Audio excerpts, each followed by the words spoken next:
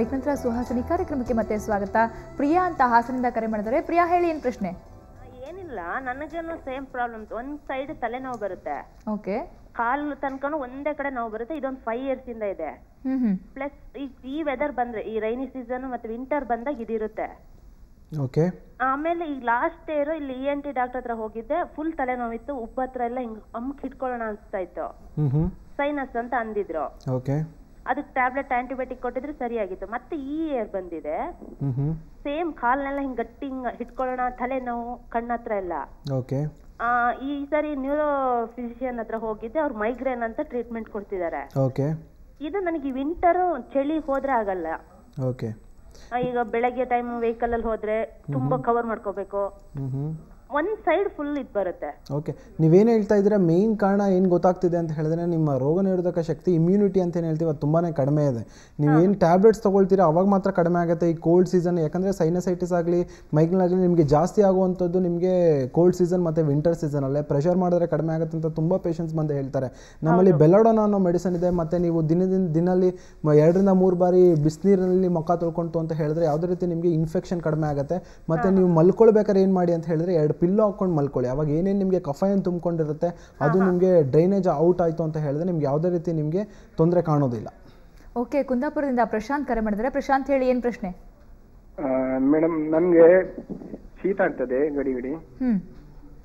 ಅದು ಡಾಕ್ಟರ್ ಅಲ್ಲಿ ತೋರಿಸಿದ್ರೆ ಅವರು ದುರ್ಮಾಂಸ ಬೆಳೆದಿದೆ ಅಂತ ಹೇಳಿ ಅದನ್ನ ಆಪರೇಷನ್ ಏನೋ ಮಾಡಿದ್ರು, ಅದೆಲ್ಲ ಕ್ಲೀನ್ ಮಾಡಿದೆ ಅಂತ.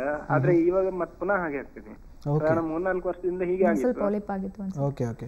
ನೀವೇನು ಹೇಳ್ತಾ ಇದ್ದೀರಾ ಅದು ಕರೆಕ್ಟಾಗಿ ನಾವು ನೇಸಲ್ ಪಾಲಿಪ್ ಅಂತ ಹೇಳ್ತೇವೆ. ಈಗ ಒಂದ್ಸರಿ ಆಪರೇಷನ್ ಮಾಡಿ ಎಷ್ಟು ವರ್ಷ ಆಗಿದೆ ಪ್ರಶಾಂತ್?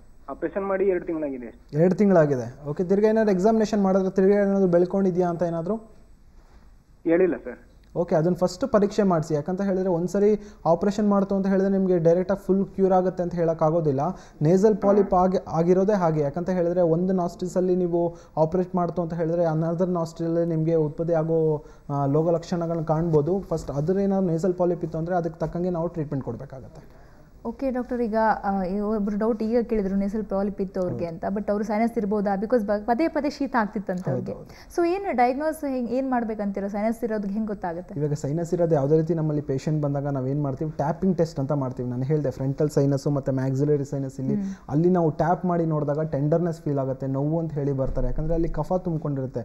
ಯಾವಾಗ ಕಫ ತುಂಬಿಕೊಂಡು ಸ್ವೆಲ್ಲಿಂಗ್ ಆಗಿರುತ್ತೆ ಅದನ್ನು ನಾವು ಟ್ಯಾಪಿಂಗ್ ಟೆಸ್ಟ್ ಅಂತ ಹೇಳ್ತೇವೆ. ಇನ್ನೊಂದು ಅದರಿಂದ ಏನಾದರೂ ನಮಗೆ ಗೊತ್ತಾಗಿಲ್ಲ ಅಂತ ಹೇಳಿದ್ರೆ PNS ಎಕ್ಸ್ರೇ, ಪ್ಯಾರಾನೇಸಲ್ ಸೈನಸ್ ಎಕ್ಸ್ರೇ ಅಂತ ಹೇಳ್ತೇವೆ. ಅದನ್ನ ಎಕ್ಸ್ರೇ ತೆಗೆದು ನಾವು ಸ್ಕಲ್ ಎಕ್ಸ್ರೇನ ನಾವು ರೇಡಿಯೋಗ್ರಫಿಕಲ್ಲಿ ನೋಡಿದಾಗ ಅಲ್ಲಿ ವೈಟ್ ಶ್ಯಾಡೋಸ್ನ ಕಾಣ್ತೇವೆ. ವೈಟ್ ಶ್ಯಾಡೋಸ್ ಏನು ಕನ್ಸಿಡರ್ ಮಾಡುತ್ತೆ ಅಂತ ಹೇಳಿದ್ರೆ ಅಲ್ಲಿ ಕಫ ತುಂಬಿಕೊಂಡಿದೆ ಅಂತ ಹೇಳಿ.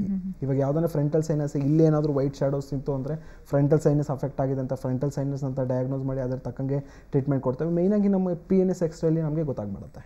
ಓಕೆ. ಸೈನಸ್ಗೆ ಟ್ರೀಟ್ಮೆಂಟ್ ಅಂತ ತಗೊಳ್ಳೋದಾದ್ರೆ ಏನು ಟ್ರೀಟ್ಮೆಂಟ್ ಏನಿದೆ ಹೋಮಿಯೋಪತಿಯಲ್ಲಿ? ಅದ್ರ ಜೊತೆಗೆ ಇಸ್ ಇಟ್ ಕ್ಯೂರೇಬಲ್ ಅಂತ? ಇವಾಗ ಡೆಫಿನೆಟ್ಲಿ, ಯಾಕಂತ ಹೇಳಿದ್ರೆ ಎಲ್ಲ ಸೈನಸೈಟಿಸ್ ಪೇಷಂಟ್ಗೂ ನಾವು ಟ್ರೀಟ್ಮೆಂಟ್ ಕೊಡ್ತೇವೆ. ಮೆಡಿಸಿನ್ಸ್ ಎಲ್ಲರಿಗೂ ಅವಶ್ಯಕತೆ ಇರುತ್ತೆ ಅಂತ ಹೇಳೋಕ್ಕಾಗೋದಿಲ್ಲ. ಯಾವುದೇ ರೀತಿ ಈಗ ಅಕ್ಯೂಟಲ್ಲಿ ಇನ್ಫೆಕ್ಷನ್ಸ್ ಬರ್ತಿತ್ತು ಅಂತ ಹೇಳಿದ್ರೆ ನಾನು ಮ್ಯಾನೇಜ್ಮೆಂಟ್ ಅಂತ ಹೇಳ್ತೇವೆ. ಅವಾಯ್ಡ್, ನಾನು ಹೇಳಿದೆ ಕೋಲ್ಡ್ಗೆ ಹೋಗುವಂಥದ್ದು, ಮಳೆಯಲ್ಲಿ ನೆನೆಯುವಂಥದ್ದು, ನಿಮಗೆ ರಿಪೀಟೆಡ್ ಕೋಲ್ಡ್ ಅದನ್ನು ಸ್ವಲ್ಪ ಅವಾಯ್ಡ್ ಮಾಡಬೇಕಾಗುತ್ತೆ. ಡೆಸ್ಕ್ಗೆ ಹೋಗುವಂಥದ್ದು, ಧೂಳಿಗೆ ಹೋಗುವಂಥದ್ದು ಇದನ್ನು ಸ್ವಲ್ಪ ಅವಾಯ್ಡ್ ಮಾಡಬೇಕಾಗುತ್ತೆ. ಮತ್ತು ನಾನು ಹೇಳಿದೆ ಕಾಲರ್ ಕೂಡ ಒಬ್ಬರು ಹೇಳಿದೆ ಮುಖ ತೊಳಿಬೇಕಾಗುತ್ತೆ ಬಿಸಿನೀರಿಂದ. ಮತ್ತು ಹಾಟ್ ಸೂಪ್ಸು, ಹಾಟ್ ಟೀ ಈ ಥರದ್ದು ತೊಗೊಳ್ತಾ ಬರಬೇಕು. ಮತ್ತು ದಿನದಲ್ಲಿ 2 ರಿಂದ 3 ಬಾರಿ ಸ್ಟೀಮ್ ಇನಲೇಷನ್ ಅಂತ ಹೇಳ್ತೇವೆ, ಬಿಸಿನೀರು ಹಾವಿ ತೊಗೊಳ್ಳೋವಂಥದ್ದು. ಈ ಥರದ್ದೆಲ್ಲ ಮಾಡ್ತು ಅಂತ ಹೇಳಿದ್ರೆ ಒಳಗಡೆ ಏನು ಕಫ ತುಂಬಿಕೊಂಡಿರ್ತದೆ ಹೊರಗಡೆ ಬರೋಕ್ಕೆ ಸಾಧ್ಯ ಆಗುತ್ತೆ. ಯಾವುದೇ ರೀತಿ ನಿಮಗೆ ಇನ್ಫೆಕ್ಷನ್ ಆಗೋದಿಲ್ಲ. ಯಾವುದೇ ರೀತಿ ಪೇಷಂಟು ನಮ್ಮಲ್ಲಿ ಹೋಮಿಯೋಪತಿಕಲ್ಲಿ ಬಂದಾಗ ನಾವು ಸೆನೆಗಾ ಮತ್ತು ಬ್ಲಾಟಾ ಮದರ್ ಟಿಂಚರ್ಸ್ ಅಂತ ಕೊಡ್ತೇವೆ ಸ್ಟೀಮ್ ಇನಲೇಷನ್ಗೆ, ಹಾವಿ ತೊಗೊಳಕ್ಕೆ ಕೊಡ್ತೇವೆ. ಮತ್ತು ಇನ್ನೊಂದು ತುಂಬ ಕಾಲರ್ ಕೂಡ ಹೇಳಿದ್ರು ಬಗ್ಗದಾಗ ನೋವು ಜಾಸ್ತಿ ಆಗುತ್ತೆ, ಪ್ರೆಷರ್ ಮಾಡಿದ್ರೆ ನೋವು ಕಡಿಮೆ ಆಗುತ್ತೆ. ಇಂಥ ಪೇಷಂಟ್ಸ್ ಏನಾದರೂ ಹೋಮಿಯೋಪತಿಕಲ್ಲಿ ಬಂದಾಗ ನಾವು ಬೆಲಡೋನಾ ಅನ್ನೋ ಮೆಡಿಸನ್ನ ಪ್ರಿಸ್ಕ್ರೈಬ್ ಮಾಡ್ತೇವೆ. ಮೇಯ್ನಾಗಿ with sinus headache, frontal headache with nasal discharge. ಮೂಗಿಂದ ತುಂಬ ಸೋರ್ತಿದೆ, ರನ್ನಿಂಗ್ ನೋಸ್ ಇದೆ, ಕೋಲ್ಡ್ ಆಗ್ತಿದೆ, ರಿಪೀಟೆಡ್ ಆಗ್ತಿದೆ, ಅದು ಥಿಕ್ ಗ್ರೀನಿಶ್ ಡಿಸ್ಚಾರ್ಜ್ ಬರ್ತಿದೆ, ವಾಸನೆ ನಮಗೆ ಲಾಸ್ ಆಫ್ ಸ್ಮೆಲ್ ಅಂತ ಹೇಳ್ತೇವೆ, ಬಾಯಿಂದ ದುರ್ವಾಸನೆ ಬರುವಂಥದ್ದು, ಈ ಥರದ್ದು ಒಂದು ಸಿಂಪ್ಟಮ್ಸ್ ಆ ಥರದ್ದು ಏನಾದ್ರು ಇಟ್ಕೊಂಡು ಹೇಳಿ ಬಂದಾಗ ನಾವು ಕಾಲಿಬೈಕ್ ಅನ್ನೋ ಮೆಡಿಸನ್ನ ಪ್ರಿಸ್ಕ್ರೈಬ್ ಮಾಡ್ತೇವೆ. ಮೇಯ್ನಾಗಿ ಮಕ್ಕಳಲ್ಲಿ ನೋವಿನಿಂದ ಮತ್ತು ಇನ್ಫೆಕ್ಷನಿಂದ ಜ್ವರ ಬರೋ ಸಾಧ್ಯತೆ ಇರುತ್ತೆ. ಈ ಥರದಿನ ಫೀವರ್ ಇತ್ತು ಅಂತ ಹೇಳಿದ್ರೆ ನಾವು ಆರ್ಸಾಲ್ಬ್ ಅನ್ನೋ ಮೆಡಿಸನ್ನ ಪ್ರಿಸ್ಕ್ರೈಬ್ ಮಾಡ್ತೇವೆ. ಅದೇ ವಿತ್ ಚಿಲ್ಸ್ ಮತ್ತು ನಡ್ಕ ಇತ್ತು ಅಂತ ಹೇಳಿದ್ರೆ ಅದು ನಾವು ಜೆಲ್ಸಿಮ್ ಅನ್ನೋ ಮೆಡಿಸನ್ನ ಪ್ರಿಸ್ಕ್ರೈಬ್ ಮಾಡ್ತೇವೆ. ಓಕೆ. ಬದ್ರಿನಾರಾಯಣ ಅಂತ ಹೇಳಿ ಬೆಂಗಳೂರಿಂದ ಕರೆ ಮಾಡಿದರೆ. ಹೇಳಿ ಸರ್, ಏನು ಪ್ರಶ್ನೆ? ನನ್ನ ವೈಫ್ಗೆ ಡೈಲಿ ಮಾರ್ನಿಂಗ್ ಎದ್ದ ತಕ್ಷಣ 15 times ಸ್ಲೀಪ್ ಇರ್ತಾರೆ.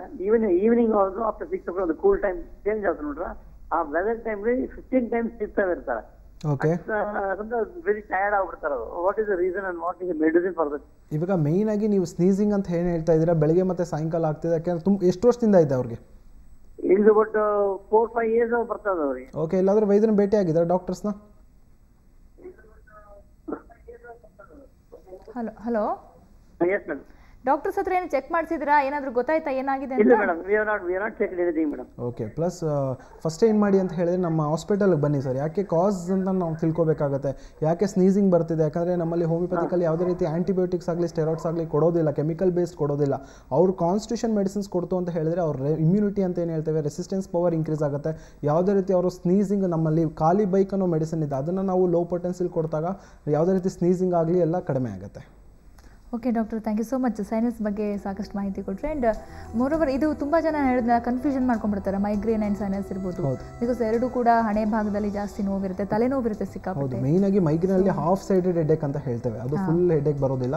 ಇಲ್ಲಿ ಸೈನಸ್ ಹೆಡ್ಏಕಲ್ಲಿ ಎಲ್ಲೆಲ್ಲಿ ಸೈನಸ್ ಇರುತ್ತೆ ಅಲ್ಲಿ ಮಾತ್ರ ನೋವು ಸ್ಪೆಸಿಫಿಕ್ ಆಗಿ ಪೇಷಂಟ್ಸ್ನ ತೋರಿಸ್ತಾರೆ.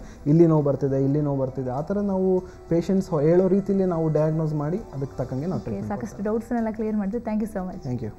ಸೊ ವೀಕ್ಷಕರೇ ನೋಡಿದ್ರಲ್ಲ, ಸೈನಸ್ ಸಮಸ್ಯೆ ಕೋಲ್ಡ್ ವೆದರ್ ಇದ್ದಲ್ಲಿ ತುಂಬ ಜನರಲ್ಲಿ ಬೇಗ ಕಾಣಿಸ್ಕೊಳ್ಳುತ್ತೆ. ರೋಗ ನಿರೋಧಕ ಶಕ್ತಿ ಯಾರಲ್ಲಿರುತ್ತೆ ಕಡಿಮೆ ಇರುತ್ತೆ, ಅವರಲ್ಲಿ ಬೇಗ ಕಾಣಿಸ್ಕೊಳ್ಳುತ್ತೆ. ಸೊ ಅಲರ್ಜಿ ಇದೊಂದು ರೀತಿ. ಅಲರ್ಜಿ ಆದಾಗ ಸಾಮಾನ್ಯವಾಗಿ ತಲೆನೋವು ಬರುತ್ತೆ. ಇದ್ರ ಮುಖ್ಯವಾದ ಲಕ್ಷಣ ಅಂದರೆ ಹೇಳಿದ್ನಲ್ಲ, ತಲೆನೋವು, ಮೈಕೆ ನೋವು, ಜ್ವರ ಬರುತ್ತೆ ಕೆಲವರಿಗೆ. ಸೊ ಇಂಥ ಸಮಯದಲ್ಲಿ ನೀವೇನು ಮಾಡಿ, ಪೇನ್ ಕಿಲ್ಲರ್ ತೆಗೆದುಕೊಂಡು ಮನೇಲಿ ಕೂತ್ಕೊಂಡ್ರೆ ಆಗಲ್ಲ. ಸೊ ದಯವಿಟ್ಟು ಡಾಕ್ಟರ್ನ ಭೇಟಿ ಮಾಡಿ ಪರೀಕ್ಷೆ ಮಾಡಿಸ್ಕೊಳ್ಳಿ. ಸೈನಸ್ ಇದೆಯಾ, ಮೈಗ್ರೇನ್ ಇದೆಯಾ, ಏನು ಅಂತ ಕ್ಲಿಯರ್ ಗೊತ್ತಾಗುತ್ತೆ. ಆಗ ಮಾತ್ರ ಅದನ್ನು ಕ್ಯೂರ್ ಮಾಡ್ಬೋದು ಅಂತ ಹೇಳ್ತಾ ಇವತ್ತಿನ ಸುಹಾಸಿನಿ ಮುಗಿಸ್ತಾ ಇದ್ದೀನಿ. ಕ್ಷಣ ಸುದ್ದಿಗಾಗಿ ನೋಡ್ತಾ ಇರಿ ಸುವರ್ಣ ಸುದ್ದಿ ವಾಹಿನಿ.